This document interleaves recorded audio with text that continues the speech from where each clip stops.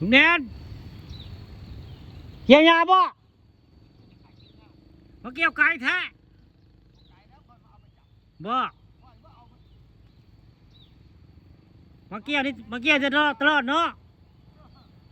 ทำเน่นพี่น้องมื้อนี้ทำเน่นมาเกี่ยวหญ้าฮอดอันพญาตะงอยเนี่ยเพิ่นดุใช้อันทำเน่นนี่หมอทำนาชายทักกับพี่น้องนี่ดักทำเน่นพี่น้องนี่ทำเน่นหมอดูดวงบ้านโคกสะอาดอันนี้แต่ก่อนเคยแต่ถ่ายบริเวณบ้านเพิ่นในมื้อนี้บ่พ่อเพิ่นมาเกี่ยวหญ้าบริเวณพญาตะงอยบ้านตะงอยได้นี่แหละพี่น้องทำเน่นอันนี้ถ่ายจะเป็นอินอุ่นไปเบิ่งเพิ่นเด้อยังก็มาแต่ตลาดพระครับมาแต่ตลาดพระเตางอยเลยมาผ่านสะพานเตางอยพญาเตางอยก็เลยมาแวะเห็นเจ้าเนาะ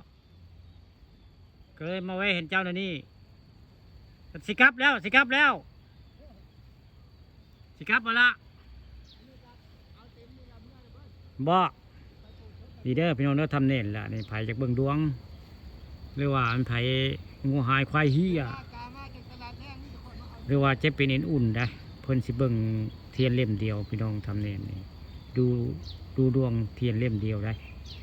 บ่ได้มีครูมีคาได้ไผ่ให้ก็เอาไผ่บ่ให้เพิ่นก็เบิ่งให้ฟรีพี่น้องนี่อยู่บ้านโคกสะอาดตำบลนาตาลอำเภอเตางอยเขาจักหมดแต่เรื่องทำเน่นดูดวงนี่แล้วก็ตัวใดแก้ไขเรื่องผีเรื่องสางเพื่อแนะนำเหตุแบบนี้เด้อแล้วก็สิหายหลายคนได้เพื่อแนะนำให้แก้ไขเรื่องผีเรื่องสางว่าผีเข้าผีออกหรือว่าผีจะลงผีมาเทียมร่างกายก็มาหาเพิ่นได้ทำเน่นวันนี้มาพ่อทำเน่นอยู่น้ำพุงบ้านตะงอยพี่น้องทำเน่นดูดวงอะไรนี่น้องเทียนเล่มเดียวพี่น้องไผหลายคนก็อาจสิโมจักได้ว่าทำเน่นเป็นไผทำเน่นเป็นคนบ้านม่วงเลยเป็นคนบ้านม่วงเป็นเคยบ้านโคกสะอาดได้เป็นผัวของป้าเวียงเลยผู้ขาก็เป็นมีชักเป็นน้องเคยเพื่อนละอยู่บ้านเดียวกันนะอยู่บ้านโคกสะอาดนั่นแหละปลาทองคำปลาชมวันนี้ก็เลยเอาภาพทำเน่นเกี่ยวหญ้าเพื่อนดุได้เพื่อนมีงัวมีควายได้ทำเน่นหมักเลี้ยงงัวเลี้ยงควายได้เพื่อนบวชเป็นพระธรรมยศในประวัติเพื่อนนะบวชเป็นยาคูยาซาถามเพื่อนแล้วได้เหตุใดจะได้มาเป็นคนดูดวงได้ถามเพื่อนว่าเพื่อนบวชเป็นพระธรรมยศพระธุดงค์เขาหลับพี่น้องปลายปีได้